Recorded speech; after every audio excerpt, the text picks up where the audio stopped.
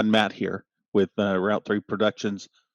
One of the biggest questions that we get asked all the time because our prices are out on the website for everyone to see. Why is our photography and videography services so expensive? Believe it or not, it's something we get asked a lot. And frankly, if I'm being honest with you, our prices are really not that outrageous. They might be a little pricey for our local market, but on the whole, they're really not. So I wanted to address that whole deal right there about the cost and the price of our photography and what it costs. And frankly, this is not getting into the deep kind of analytical side of things where we're talking about data diving and data mining and collection and all that. This is just the production side of things because that's where I work on. Okay, Kelly does a lot of the data analysis and takes a look at metrics and stuff like that. What I get into is the production. So that's what we're going to talk about here today. The production. So come along. Let's talk about it. A lot goes into production. Okay. A lot that I think a lot of folks just don't realize. And, first off, um, let's just talk about this. You might see a 2-hour assignment, right? But I think one of the things that a lot of people ignore is the time traveling to reach the location, the setup time, time spent talking to the client at the venue, before the venue, even the amount of time you spend, planning the shoot, the actual shoot itself, transferring and backing up data, post processing, reviewing things with clients. And that's before we even talk about gear. Okay. That's before we even get into the whole concept of gear. So understand something, okay? And I want you to understand this really right up front. We are not the photographers that go out and take graduation photos. We are not your photographers who go out and do newborn babies. We don't do weddings. We'll occasionally do a wedding for a friend or, somebody that we know really well. But in general, we don't. Okay. We did the last wedding we did was for Kelly's daughter. The next one we probably do will be for her son, you know, unless something comes up. But in general, we don't do those kind of photos. We don't do, the local, kids baseball team. We don't do. There's a lot of what we don't do. We turn down projects on a routine basis, but one of the things that's not who this is for. Okay. Let me just get this right out of the way. Most of our clients are large corporations.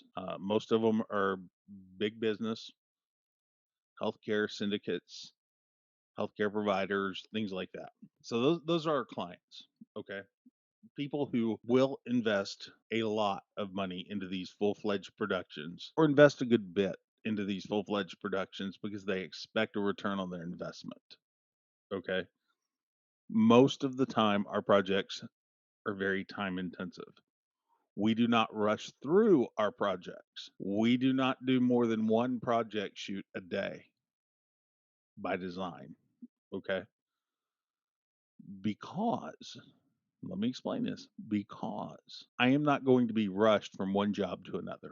If I have to bring in additional audio techs, if I have to bring in additional camera operators, if I have to bring in gear techs, whatever, hair and makeup, whatever, I'm not going to be rushed from job to job. One job. And sometimes those jobs last multiple days. So people sometimes ask us, "Where's your half day rate?"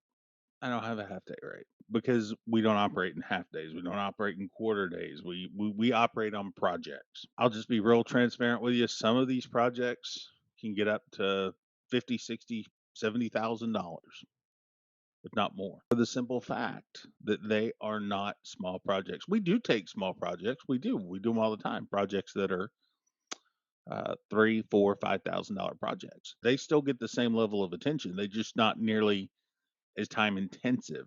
Okay, let's say a doctor's office, because we do quite a bit in healthcare. Okay, that doctor's office, he might have 10 videos. Okay, he may only have 3 hours he can spare to shoot them. Okay, we're gonna go in. We're gonna set this thing up. We're gonna do the lighting. We're gonna do the audio. We're going to test the camera gear on site. We're going to have backups for all of this. Okay. Because God forbid if something fails. Okay. We're going to have backups. Same way with our mics. We're going to try to pre plan a lot of this. We're going to have already worked with him on his script. I'm going to have a copy of it. We're going to load it into a prompter. Okay. We're going to have cue cards. This is a very intensive video production. And in the same way, really, with photography, without all the teleprompters and without the BS, right? The stuff that you need for videography. Um, it's very complicated. Just the production aspect, okay? Because I'm looking as I'm directing, as I'm telling this story and helping you tell this story. We this whole time we're trying to come up with telling this story a way that somebody has never seen it before. Now you've heard me say this before. It takes a lot to be marveled. What you need is to tell that story a different way. That's my job. I help you do that through whatever means necessary. Okay. Now, we also do news coverage. Okay. Sometimes that news coverage can require us to do 2 or 3 shots a day, 2 or 3 different locations. That's fine. 10 different locations, whatever. That's fine. Our projects are generally in depth projects. So we focus on that one client and their needs and what they are. We have deadlines. We do not, we open up our projects usually for major projects certain times of year. Once our schedule gets full, we shut them down. We have deadlines for that. Okay. I know that sounds weird, but it's true. We have deadlines for that. Okay. Because I am not going to take in 10 or 15 projects that are somewhat time sensitive and no, I can't deliver them.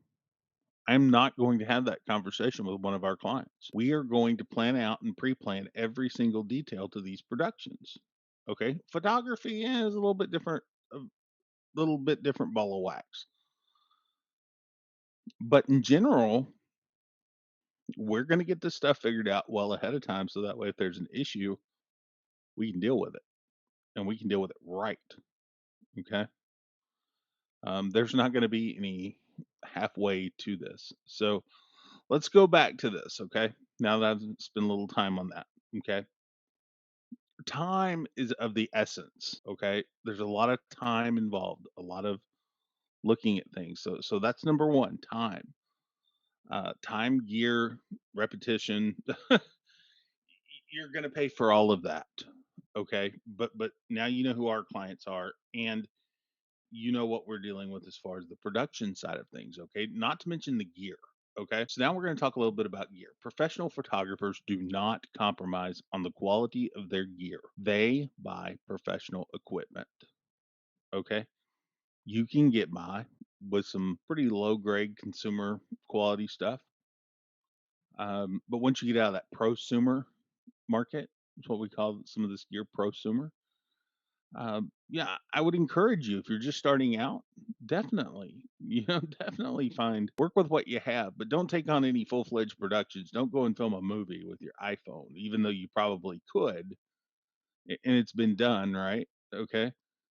Um, I wouldn't recommend that unless you're very, very skilled, but the best photographers and the best videographers will spend thousands and thousands and thousands of dollars getting multiple camera bodies, the finest lenses, flash equipment in case I rarely use a flash, but in case you need it, right?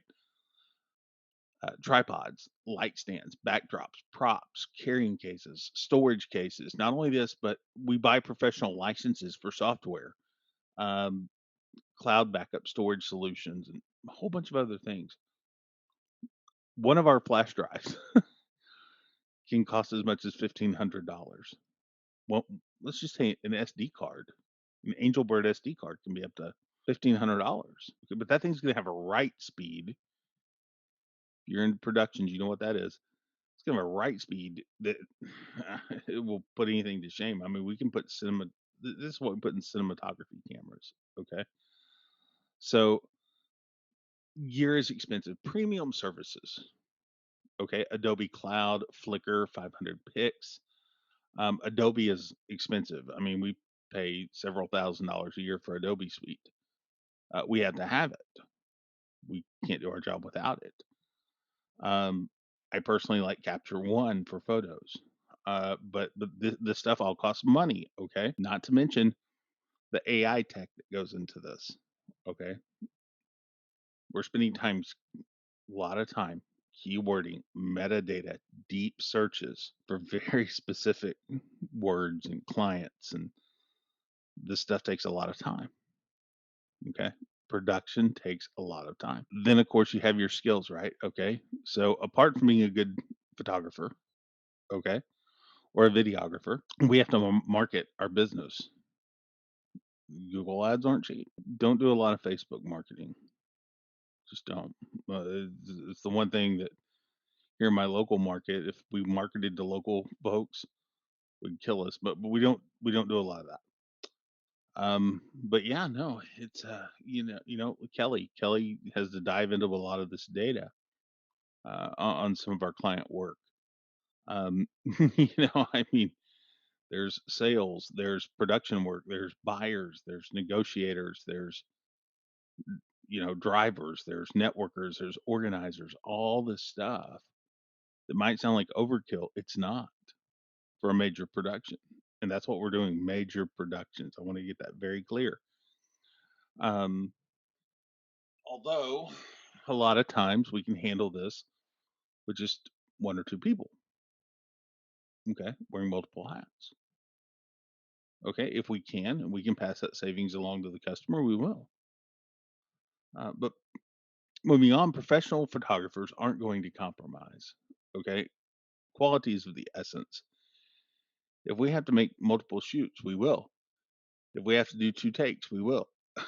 These things, we try to limit them, of course, but we can and will do it on a regular basis. Technology is very expensive.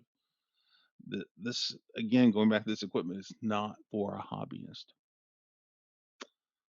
You can again, if you're just starting out, you can. We're not a franchise. We don't buy into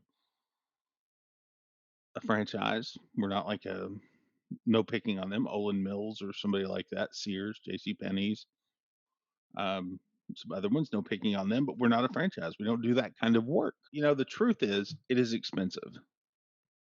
And the truth is, it's not for your average consumer. Can we do a commercial? Absolutely. Do them all the time. Love them. They're still going to cost you a few $1,000s. Okay. We're not using a lot of drones. If we got to do aerial footage, we're doing this the good old fashioned way with a helicopter. I mean, and those costs get figured in. Um, can we use a drone? Yeah, I got a drone pilot. Yeah, we can do that. Do I use it a lot? No. For the simple fact, uh, you know, helicopters, we can mount cinematography cameras on them. We can do a lot of stuff that you just can't do with a drone. Although drones are getting very good, they're not that good, you know. So, I mean, yeah, there's certain aspects of that need to be taken into consideration. So, yeah, why is our photography expensive? A, because our customers demand that quality, they demand that expertise, they demand that uniqueness. They demand it. And it's my job to produce something that helps them get a return on that investment. What is that return to them? The client and I will have that discussion. But they know coming into this, generally, that it sounds expensive and it's going to be expensive. They generally know that. there is no real shocker to them when they look at this and they say, "Oh, it's $70,000 for a photo shoot."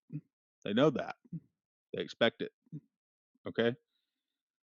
If I send them an itemized treatment that has $70,000 worth of work and it's at like $10,000, chances are they're going to know and they're going to like, no, no, no. Okay. I mean, I get a lot of work because we're not the cheapest. Okay. But the truth is, you don't always need the most expensive. If you're doing wedding photos, if you're doing Christmas photos, if you're doing graduation photos, don't call me. I'm not the best at it. Okay. I will refer, if you need a reference, I'll suggest to you some people I know in town who are really, really good at that. But this is just the production side. This is, again, not even touching the data analysis and getting into the kind of deep meta, right? Getting into the deep data, the analyzing the keywords and the metrics and coming up with strategies on how to create new content. And it's not even getting into that. Okay. This is just the production side of things. So, from a production standpoint, we are not the cheapest.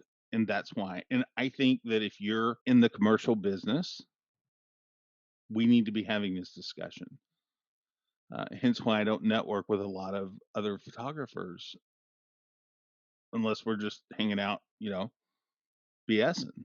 That sounds a little arrogant, but again, we are photographers, but we're also a production company and we're a data analysis company. We do a lot with the data analytics. So we can figure out who your customers are. So, all said and done, that's why our photography is so expensive. I hope you learned something from that. If you have a comment, you want to talk about it, let me know. I'm happy to discuss it with you. I really appreciate your time. You've been great. Thanks so much for joining me. I'm Matt. We'll see you next time. Take care, everybody.